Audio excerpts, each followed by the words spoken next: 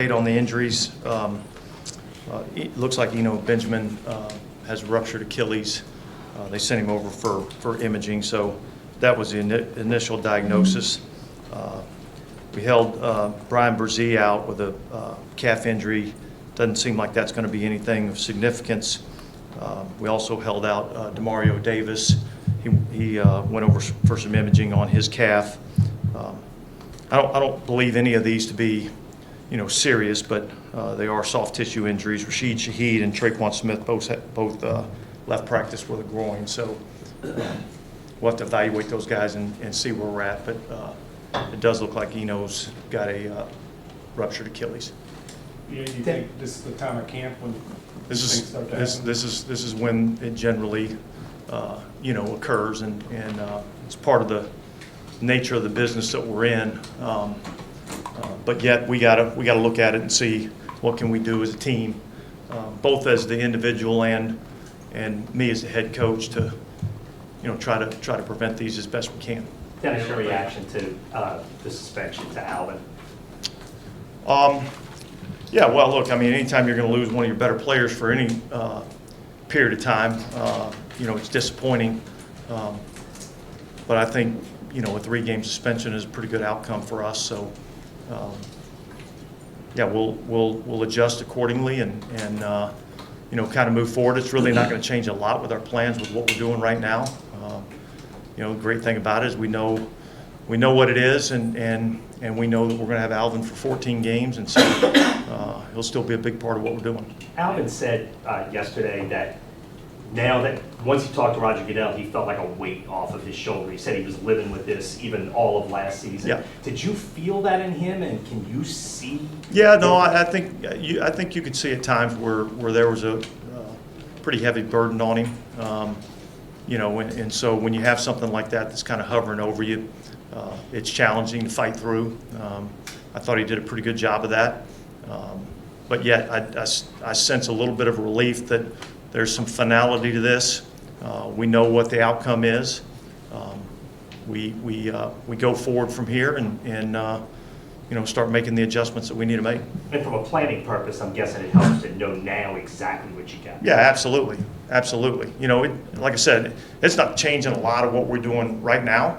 But as we get closer to that opener, we'll have to, kind of adjust.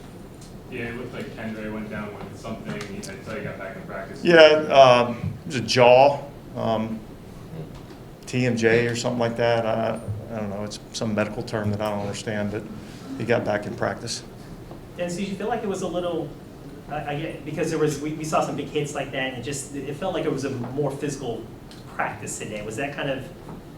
Well, look, I think when you get down there in the low red and the ball's on the 2-yard line,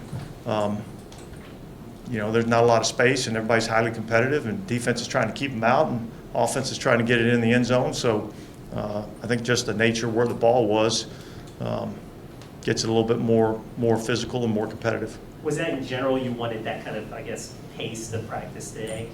Well, I don't know that it was by design to get more physical, but yet, I was certainly aware of where the ball was and how that affects how guys play. So, but look, it was good to see. What would you think the overall red zone work today? Overall, I thought it was good work. There's certainly some things that we got to clean up on both sides of the ball. I thought there was a little bit of give and take there. I thought there were some plays that the defense made. I thought there were some plays the offense made. I thought Lucas Kroll had a really good day down there in the red area, so that was good to see that young player going out and making some plays. Yeah, so I was going to ask you about Kroll. You guys brought in a bunch of tight ends this offseason. Where's he kind of fit into that mix, and how do you look? I think he's right. I think he's right there in the mix. Obviously there's some veteran players in that room, and he's kind of the young guy of the group. And I think that forces you to, kind of step up and answer the call. And I think that's what he's done.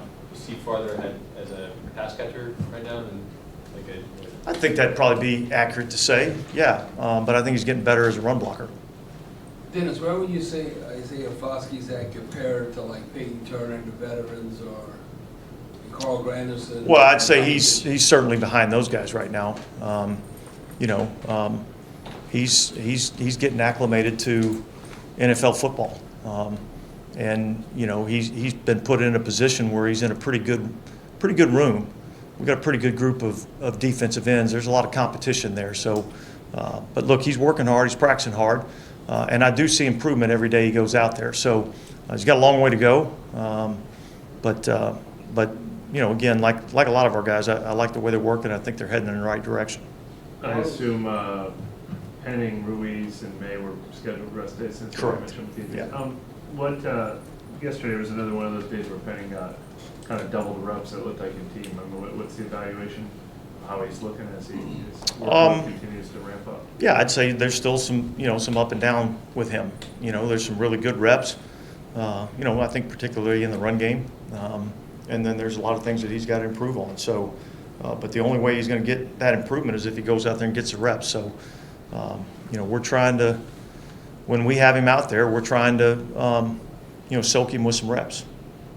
Dennis, where do you see Anthony Johnson, the rookie defensive back? Yeah, look, he's a young guy that's, again, it's another position group that I think, we're pretty strong at. And so, look, I'd say he's fighting an uphill battle, but yet every day, there's something good I see, and there's something that needs to get corrected. So, as with all these young players, man, just put your head down, go to work, take the coaching, don't make the same mistakes twice, and learn from everything you're doing. Yes, with some of the suspensions around the league with the gambling, I'm sure y'all addressed that early on to your team. Like, how important is that to emphasize what you see going on? Yeah, look, I obviously that's important. I mean, it's clearly important to our league, and so we got to treat it as such. And so, we've had a couple of educational opportunities with our guys, and the best we can do is make sure they fully understand exactly what the policy is, and make sure they're abiding by the policy. So, the reality is with what we've done, there really shouldn't be any excuses. It's guys knowing that it's a serious deal with the league, and kind of taking it as such.